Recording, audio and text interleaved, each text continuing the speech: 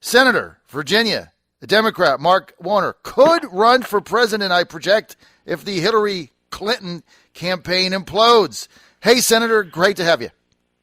Good morning, John. You trying to make some news this morning? Have you ever been to Iowa, Mark? Not since some trips I made in 2005 when I did kick the tires nationally. But that opportunity, I didn't pursue it at that point. And my job and my priority is focusing on Virginia and candidly trying to be a bit of a bridge builder in the United States Senate, because regardless of where we fall on the political spectrum, at this point, the output from the Congress under the old management, or for that matter, under the new management, is not something to write home about. It really isn't. That gets me into my first question.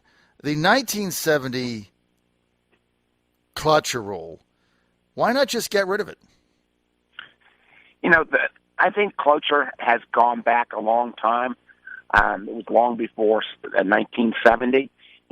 What happened, though, was in the past, and again, both parties have been guilty of this. In the past, you'd only filibuster, there'd be 4 or 5 filibusters every session when it was a particularly important piece of legislation. Now it's become the rule of thumb on every piece of legislation, but the Republicans advocated for it last time. Now the Democrats are advocating for it. I think the best change would not be a rule change. I think the best thing would be a little more reasonableness and not try to make every piece of legislation Armageddon. Mm-hmm. Well, I think without it, though, if you look at the DHS funding bill, that would have had to come to the floor, would have had to been debated, then it would have probably passed, gone to the president, he would have had to veto it. Probably nothing would have changed, but at least you would have had the debate. I mean, right now, the way Republicans are looking at this, Senator, is we had a watershed election, but Harry Reid still basically runs the show. But, John, come on, John. I'm a fairly equal opportunity offender, but when the shoe was on the other foot and the Democrats had even a larger majority, Mitch McConnell filibustered every bill that came along. I do think, we're actually on a bill this week that hopefully will not turn into some meltdown. It's a bipartisan bill against human trafficking. There was no attempt to filibuster getting onto the bill. I hope Leader McConnell's going to go ahead and, let everybody bring forward their amendments. What we've got to find, and what I'm trying to do, is work with folks in both parties to say, how do you bring a little more rational approach on a host of these issues, and not make every battle, the battle to the nth degree. It's not healthy for the process. It's frankly not healthy for any American to see this level of dysfunction. All right, Senator Warner, speaking about dysfunction, what about the letter that 47 Republican senators just sent to Iran on the imminent deal that President Obama is trying to make? I don't think I've ever seen this. John, no, I've never seen it. I don't think in American diplomatic history we've ever seen anything like this. It would have been like, some of the folks who opposed the Iraq War, if they would have written a letter to Saddam Hussein. Right. I think we're getting into, quite honestly, dangerous territory. And I thought, the Prime Minister of Israel, Bibi's speech last week was a powerful speech. Mm. But in many ways, he said, you can't trust Iran, and I don't disagree with that. Don't do this deal. But then he said, go get a better deal. And, sitting on the Intel Committee, says, hearing everything, the strength of our sanctions is the ability to maintain all of the international community keeping sanctions on. I think, we have to, I don't think the American people are ready to say, all right, we're immediately going to go to military action or potentially war if we don't at least try diplomacy first. I think we have to keep the military option on the table, but I think this is a very dangerous precedent. I was disappointed that so many, Republicans signed that the senator who led this effort, Senator Cotton, at least he's been, forthright, because because he said his sole goal is to make sure there's no deal. I think it sets a very dangerous precedent. I don't think the letter should have been sent. I mean, obviously, I think the Republicans have every right to question the deal and want to know the details of it. But I think when you start sending letters to leaders undermining your commander-in-chief and their diplomatic process, I just think you're playing with matches. Hey, John, amen. And this, this would, I would say the same. I think it would have been equally inappropriate if a group of Democrats had sent a letter against President Bush. I mean, this, at some point,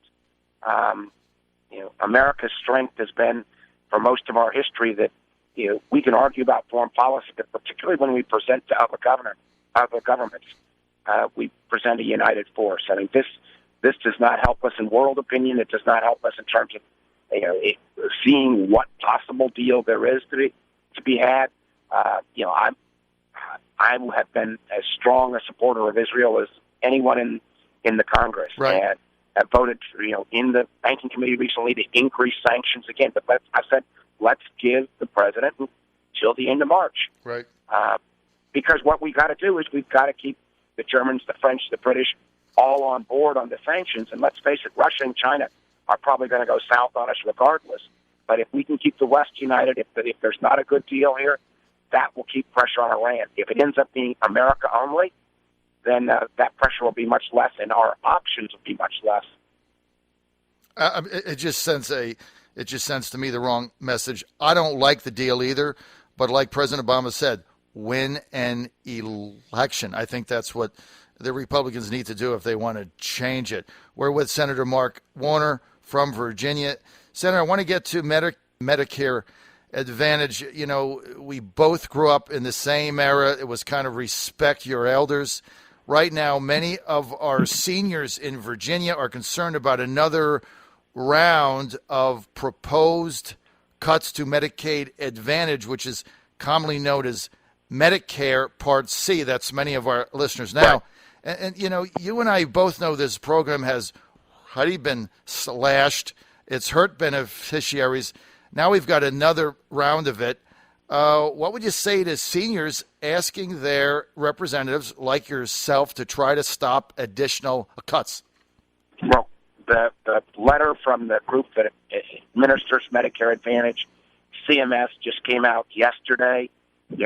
I'm looking at it. I've been a supporter of Medicare Advantage. I think that the concept behind Medicare Advantage, which is let's manage somebody's health care more broadly and look at things like how do you keep yourself healthy, is the right approach. Now, I think we always are going to have to continue to find ways to squeeze more efficiencies out of healthcare delivery. I think there's some great Medicare Advantage programs. I met with a number of the insurers recently. They were complaining about the providers, the docs in the hospitals, arbitraging some of the cost.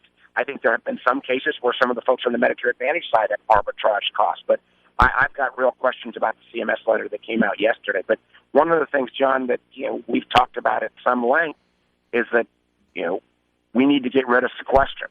It is hurting Virginia. It is hurting our national defense. It is cutting back on any investments in education or infrastructure. But if you're going to get rid of sequester, the places you're going to have to look are going to have to be the entitlement programs, Medicare, Social Security. You're going to have to look at tax reform. I believe you're still going to need some more revenues. It's one of the things I've found in Washington. I get people parading into my office every day, acknowledging the $18 trillion of debt, but then saying, don't touch mine.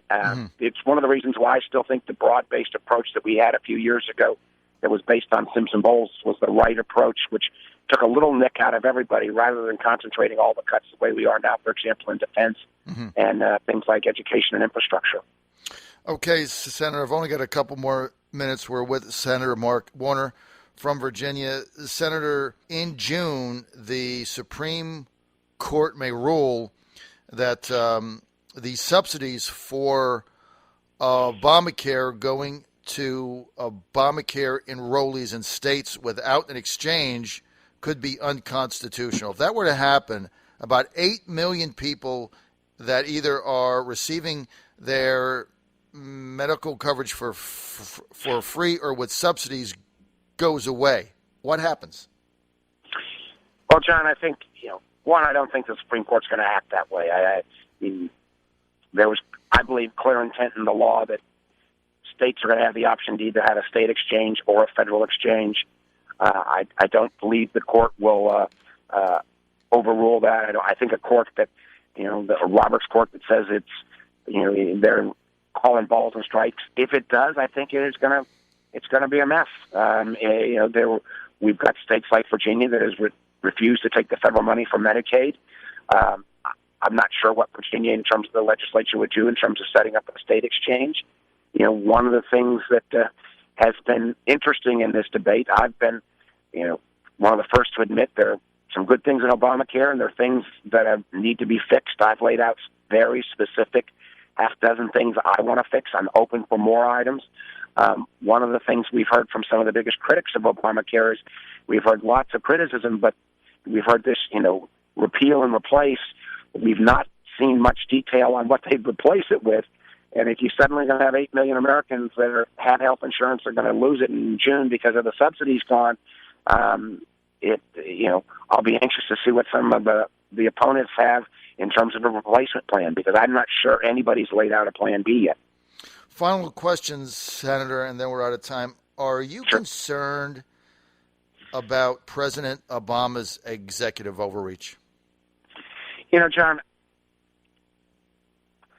I think that it would be better on a lot of these items if we could legislate.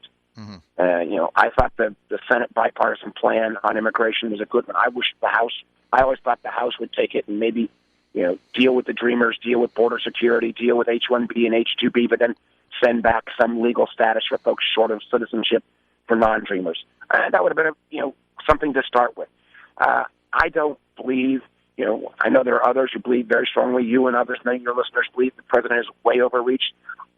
I'm not good enough lawyer to decide whether Obama's executive actions on immigration are all that much different from George H.W. Bush's executive actions on immigration. That's in the courts now. It'll be decided.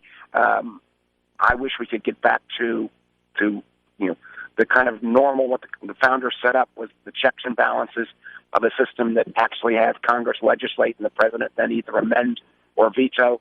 But that's going to require both sides being willing to give a little. It sounds like, though, if you were president, you probably wouldn't act in this manner. That's what I've heard.